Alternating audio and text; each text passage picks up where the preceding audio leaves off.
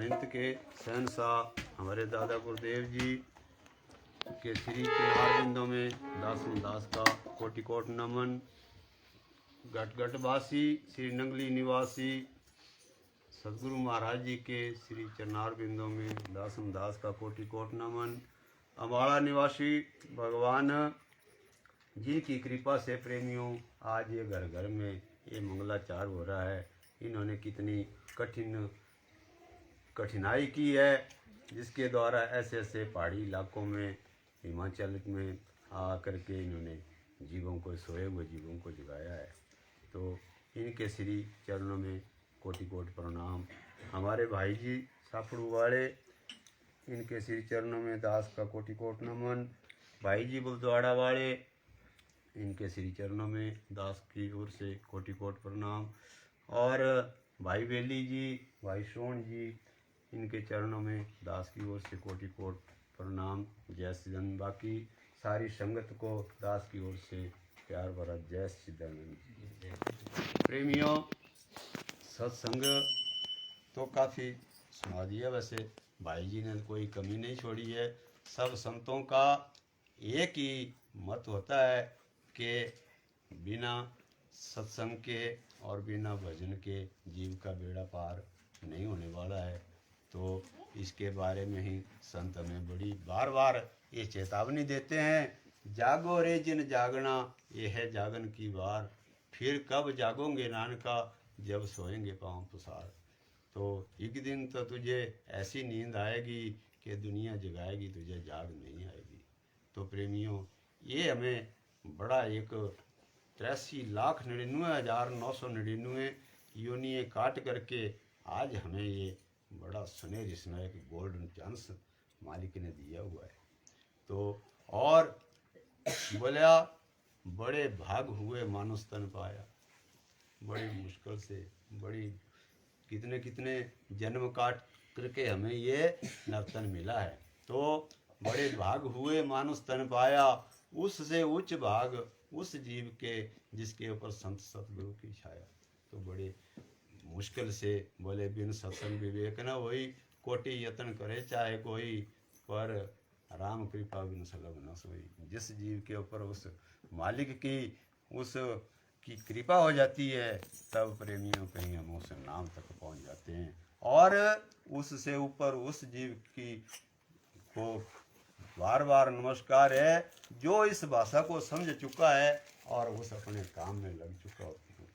तो इसी से हमारा एक बेड़ा पार होता है। संत हमें बार बार यही प्रेरणा देते हैं कि हम उस अपने असली काम को करने के लिए जल्दी जाग जाएं। भाई जी अभी भी बयान कर रहे थे, भाई बेली जी, कि समय बहुत थोड़ा है, तो कलयुग की उम्र बहुत छोटी है। ऐसा ना सोचना कि भैया हमारी अभी उम्र बड़ी पड़ी है, चलो तो देख लेंगे बाद में। लेकिन संत हमें बड़ा सुचेत करते हैं कि जीव को चिरकाल के पश्चात मनुष्य जन्म की प्राप्ति होती है। बड़े समय के बाद ये मनुष्य का जन्म, ये सुनहरी समय, ये गोल्डन चांस हमें प्राप्त होता है।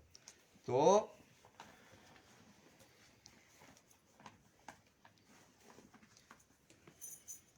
यह जीव के लिए एक स्वर्णिम अवसर है, बड़ा भारी सुनहरा अवसर होता है, जिसमें वह भक्ति के साधनों को अपना करके अपने अंशी परमात्मा की प्राप्ति कर सकता है।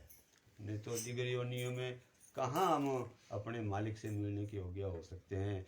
तो अगर जब हमें इस बोले इस पौड़ी ते जे नर चुके जाएंगे पाई, अगर इस पौड़ी से जीव खिसक जाएगा तो फिर तो एक जन्म ऐसा आ जाएगा गले में रस्सा पड़ जाएगा। बोलेगा तो बेचारा कि मेरे को भूख लगी है या प्यास लगी है, पर उस भाषा को कोई समझ नहीं पाएगा। तो आज हमें ये बड़ा सुनहरी समय मिला है, उनसे हम निकल चुके हैं। बोले लख नागा करोड़ कागा, गुरु नानक देव की वाणी में लिखा है। तो एक एक योनि में हमें कितना कितना भटकना पड़ता है। तो आज हमें वो सुनहरी समय मिला है जिसके द्वारा हम अपने उस मालिक को प्राप्त हो सकते हैं। बोले बेले अमृत दे जागदे राम प्यारे, सुते रहंदे ने जे कर्मां दे मारे। जिनको कर्मों की मार लगी होती है प्रेमियों, वो कहाँ जाग पाओगे, वो तो संसार के विषय विकारों में ही फंसे रहते हैं। यहाँ इतना ये सत्संग का पंडाल भरा है तो सारे मालिक की प्यारी रूम है, उसके मालिक के मिलते हैं। तो नहीं तो आप हमने बड़े ठाठ से सोना था जैसे लोग सोए हैं, मगर नहीं, जो मालिक के प्यारे जिनको जाग लगी होती है वो महाराज वो तो अपना सब कुछ सुख चैन छोड़ करके मालिक से मिलने का हर्ष में ही वो उस इंतजाम में लगे रहते हैं जिससे वो युगों से बिछड़ा हुआ है। यही मनुष्य का वास्तविक कर्तव्य है, यही तो एक हमारा असली ध्येय है, इसलिए हमें ये नर्तन मिला है। बोले माँ बाप और बाकी सगी संबंधी भी मिल जाएंगे 1,84 माही, लेकिन गुरु भक्ति और साई बंदगी ये फिर मिलन की नहीं। ये तो प्रेमियों हमें ये एक स्वर्णिम अवसर है, इसमें ही हम इस काम को कर सकते हैं और इस कर्तव्य को पूरा करने में ही मनुष्य जीवन की सफलता है। अगर इसको हम ना करें तो हम असफल ही रहेंगे। और इस कार्य में मनुष्य को आलस्य एवं प्रमाद कदापि नहीं करना चाहिए। अगर बोलते हैं अगर शाम को सो गए ओ भाई किसने उठना है, सवेरे रात को सोए रहते हैं, कल देख लेंगे, तो वो आलस्य तो हमें फिर ऐसा काम करने को मालिक से मिलने को नहीं वो छोड़ता ही नहीं है। क्यों करके संतों ने तो सुचेत किया है कि काल ये जो हमारे भंवर गुफा के गेट तक जो है तो काल का राज चलता है। तो जीव को तो बड़े सतर्क होकर के अपने मालिक से लिप जोड़ करके ही इसमें रहना चाहिए। जैसे एक कमल फूल पानी के बीच में रहता है, उसका गुजारा तो उसी में, लेकिन सब कुछ उसका पालन पोषण उससे ही हो रहा है, मगर उसको अगर उस पानी में डुबोया जाए तो उसको ऊपर निकालो तो सूखा रहता है, उसको उसका कोई असर नहीं होता है। ऐसे हमने भी संसार में जीना है, लेकिन इस संसार के नहीं बढ़ना है प्रेमियों, तो अपने मालिक के बढ़ना है। सब संत यही तो एक उपदेश देते हैं कि हमने बाकी कुछ भी हम करें उससे हमारा कुछ बढ़ने वाला नहीं है। संसार में हम चाहे कितना बड़ा धन दौलत जो भी इकट्ठी कर लें, कितनी महल बाड़ियाँ बना लें, लेकिन हमारे काम की वो कुछ नहीं है, वो तो एक सराय के समान है। जैसे एक राज्य महल में एक साधु संत आ गया, बेचारा सर्दी के दिन थे, बड़ी भारी ठंड पड़ी हुई थी, उसके पास एक ऐसा जैसे महात्मा के पास परना होता है ऐसा एक परना था, वो परना लिया और सो गया। थोड़ी देर तो भगवान के ध्यान में लीन हो गए, जब नींद लगी तो फिर सो गए। और सवेरे उठे तो सिपाहियों ने सवेरे देखा कि भाई यहाँ एक संत महात्मा सोया हुआ, उसको जब वो उठा तो भजन से उठ गया था उस वक्त, तो उन्होंने बोला भाई महात्मा जी यहाँ कहाँ सोए थे आप, कहाँ रहे रात को, ये तो राजमहल है यहाँ। बोले बेटा होगा राजमहल, लेकिन मैंने तो इसको सराया समझ के रात व्यतीत कर ली। बोले कैसे महाराज, ये नहीं है सराय, ये राजमहल है। बोले हाँ बेटा होगा, मगर मैंने तो इसको सराया समझ करके रात गुजरान कर लिया। और वो शिकायत वहाँ पहुँच गई राजे के पास कि महाराज ऐसे ऐसे एक फकीर आए हैं, वो आपके महल को सराय बोल रहा है। वो राजन आ गए वहाँ एकदम दौड़ करके, महात्मा सबसे पहले तो मैं आपको पूछता हूँ भी आपने रात कैसे काटी। बोले राजन जैसे आपको मखमली सेज में आपको नींद आई ना, जब आपको नींद लगी तो आपको वहाँ मखमली सेज पे नींद आ गई, और जब मेरे को नींद लगी तो मेरे को 20 परने के नीचे नींद आ गई।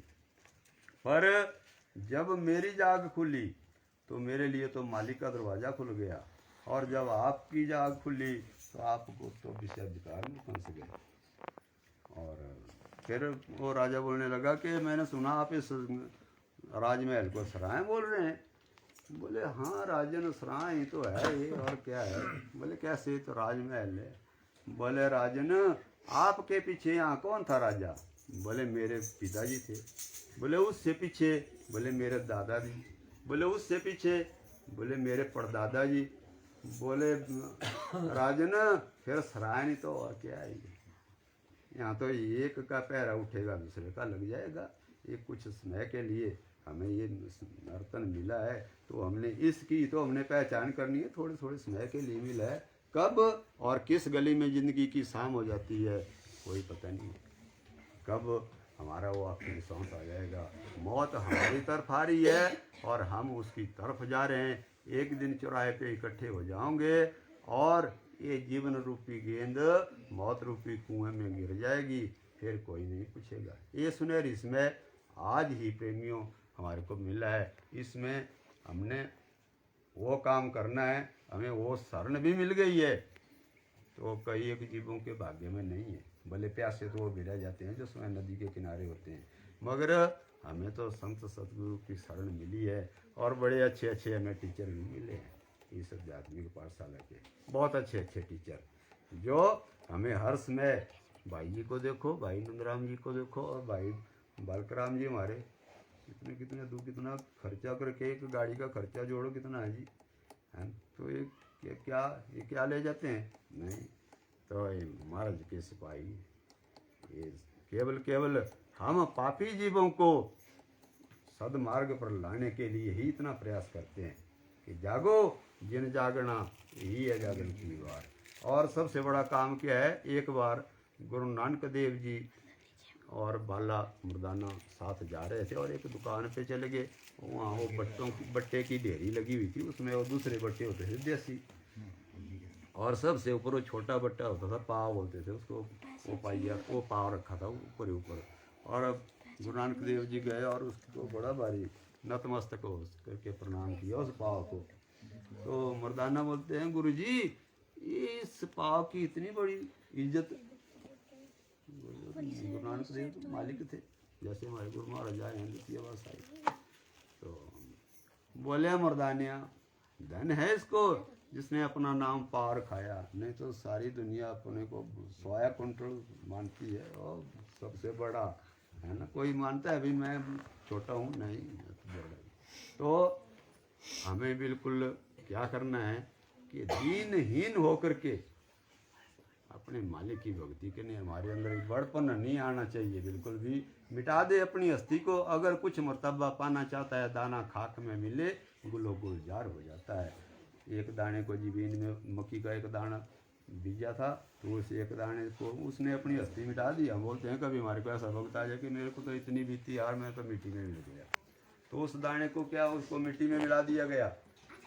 और जब वो फूला फला तो उसमें एक दो मक्की के वो लगे उसमें, तो महाराज कितने दाने निकल गए उससे। पर कैसे मिले? उसने अपना मैंपन और मेरापन खो दिया, मिट्टी में तो मिल गया। तो ऐसे ही हमने भी प्रेमियों दीनहीन होकर के और अपने प्रेमियों से मिलजुल करके है, हमारे शरीर के अंदर सब कुछ, काम भी है, क्रोध भी है, लोभ भी है, मोह भी है, अहंकार भी है, सब कुछ है। लेकिन वो सूक्ष्म रूप में है। विराट रूप तो उनका तब बनता है जब उसकी जरूरत पड़ गई कभी, तो विराट रूप धारण कर लेता है। क्रोध आ जाता है तब कब आता है, जब ऐसा कोई बात बन जाती है तो। लेकिन जो मालिक का प्यारा होता है वो तो उसको पी जाता है, वो उसको स्थान ही नहीं देता है, क्योंकि वो सूक्ष्म रूप से तो है अंदर, लेकिन उसको बाहर उसको स्थान नहीं मिलता, नहीं देते हैं। जो मालिक के प्यारे होते हैं कि कैसे नहीं देते हैं, ये अपने मालिक की भक्ति में लीन रहते हैं, उसके द्वारा वो सारे वो कुकर्म दबे रहते हैं और अपने उस मालिक की कमाई कर लेता है। लेकिन जब जीव उस अच्छाई पे उतर जाता है तो फिर तो उस बुराई को अंदर घुसने के लिए जगह नहीं बचती है। फिर कहाँ बचती है? जब हम मालिक के बन जाते हैं और मालिक की जब हम कमाई करने लग जाते हैं। बोलिया, जब तक का ना देखूं अपनी नैनी तब तक क्या समझूंगा गुरु की। ये प्रत्यक्ष मार्ग के प्रेमियों, ये कोई बोलने का तो है नहीं। मैं बोल रहा हूँ कि जो भजन नहीं करता है जी बोलता है कि यार पता नहीं क्या बोलते हैं ये, पर नहीं, अपने आप प्रैक्टिकल करके देखो कि मालिक कहाँ है। हर घट है मेरा साईं, सुना घट ना कोई, बलिहारी बा घट के, जा मैं तेरी जोत प्रगट हुए। तो हमें रोज रोज अपने मालिक का भजन करना है, तो उसके द्वारा ही हम उस मालिक के धाम में पहुंच सकते हैं। प्रेमियों, ये ऐसा सुअवसर हमें 12 करोड़ 40 लाख साल के बाद कहीं दोबारा मिलेगा।